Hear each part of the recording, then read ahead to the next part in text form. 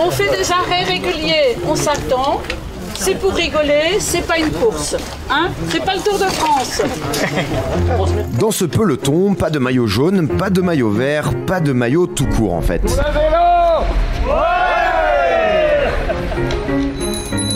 Pendant ce temps-là,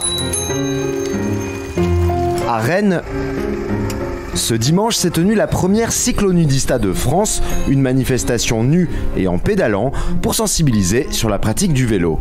C'est pas toujours beau à voir, on s'en fiche, on n'est pas là pour se montrer, on n'est pas exhibitionniste justement, on est là pour passer un message.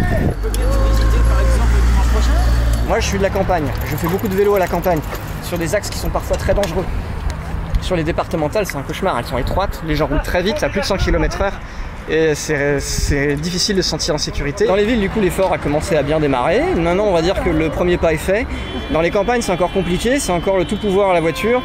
La plupart des gens, ils passent leur vie à faire du taxi entre les activités des enfants, le travail, tout ça, et sous le prétexte que les distances sont plus longues, on n'envisage pas le vélo.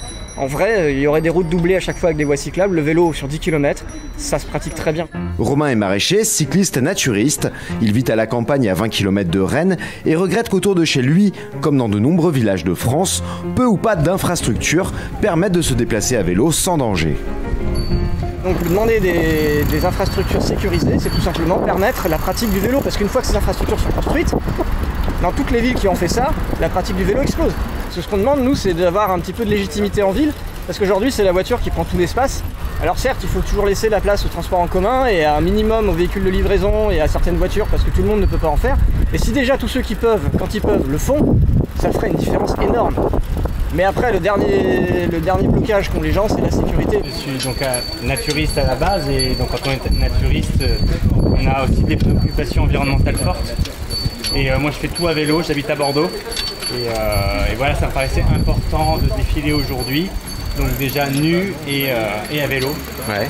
Et voilà, pour que tout le monde voit que voilà, y a beaucoup de cyclistes en ville, beaucoup de gens qui abandonnent la voiture pour un mode de vie un petit peu plus sain. Et il faut favoriser ça, il faut faire attention à ça et faire attention aux cyclistes surtout parce qu'en ville on est quand même très vulnérable. Le mois de juillet a été le plus meurtrier pour les cyclistes depuis 10 ans, avec 29 tués sur les routes de France. L'utilisation du vélo en France a bondi de 29% depuis la fin du confinement par rapport à la même époque en 2019. Le gouvernement s'est engagé à augmenter le budget consacré à l'aménagement cyclable.